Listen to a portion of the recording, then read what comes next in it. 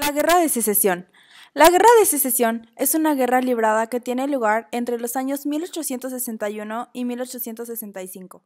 Los estados del norte abogaban por la liberación de los esclavos negros y por una política que favoreciera la industria y que desarrollara la economía, frente a los estados del sur, que eran segregacionistas y además agrícolas.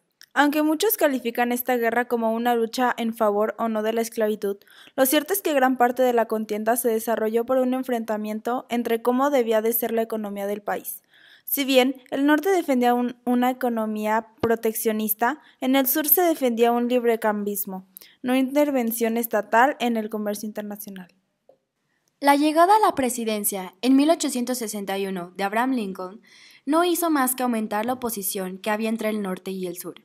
La intención de Lincoln de abolir la esclavitud acabó derivando en un conflicto armado en el que, si bien la gran mayoría de los oficiales del ejército fueran de estados sureños, la marina pertenecía al norte, que además pudo aprovechar su desarrollo en la industria y que hizo que se considerara esta guerra como una de las primeras guerras modernas de la historia, al poder aplicarse mucho de los logros conseguidos con la revolución industrial.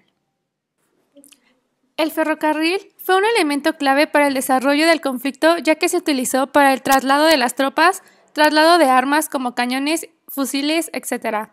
En los 2 primeros años de guerra, el norte iba perdiendo posiciones y además iba a acabar perdiendo ante la fuerza y resistencia del sur y de figuras como el general Lee. Poco duró esta superioridad sureña, ya que en el norte comenzó a ganar terreno en lo referente a medios y al uso de la fuerza naval. Una de las primeras claves de la victoria del norte fue el bloqueo del puerto, que impidió el comercio de algodón y que suponía un duro golpe para la economía del estado del sur. Tras estos movimientos, llegan nuevas victorias del norte, como la batalla de Nueva Orleans a cargo del general Grant. En 1864, el sur todavía resiste, aunque lo cierto es que muchos dan al norte como ganador. No es hasta 1865 cuando los estados del norte proclaman la victoria de una guerra. Para muchos fue innecesaria o de hecho demasiado larga. Motivos. Tras la independencia de las 13 colonias, la diferencia entre norte y sur aumentaron y las inconformidades también. El norte, representado por los republicanos, tenía una gran industria capitalista con buenos salarios. Por lo contrario, el sur era muy pobre, con poco progreso y los demócratas como sus representantes. Diferencias. En el norte, la economía estaba diversificada y era preferida por la mano de obra europea, las formas democráticas y burgueses, y también eran antiesclavistas. En cambio, en el sur, la economía estaba basada en la agricultura, la mano de obra estaba formada por esclavos negros y una inclinación a las formas aristocráticas y eran esclavistas. Los estados del norte se caracterizaban por ser colonos de espíritu democrático y religioso, eran partidarios de la libertad e igualdad, enemigos de la esclavitud.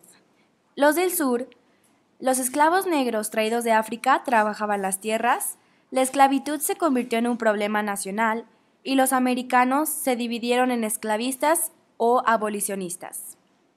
Como consecuencia geopolítica, al llegar a la presidencia el candidato republicano y antiesclavista, Abraham Lincoln, se produjo la división entre los del norte, que eran 23, y los del sur, que eran 7 estados: Carolina del Sur, Mississippi, Florida, Alabama, Georgia, Luisiana y Texas. Estos últimos se separaron de la Unión y formaron una confederación, nombrando como presidente a Jefferson Davis.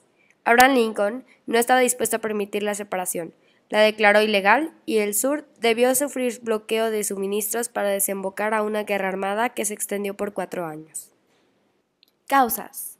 Las principales causas de la guerra fueron los frecuentes enfrentamientos entre los estados exclusivistas del sur contra los estados antiesclavistas del norte. Abraham Lincoln dio un discurso en el que comunicaba que la esclavitud debía terminar en América. El sur temía perder el control del gobierno federal y el norte en que los esclavistas tomaran el gobierno, lo cual provocó una crisis a principios de los años 50.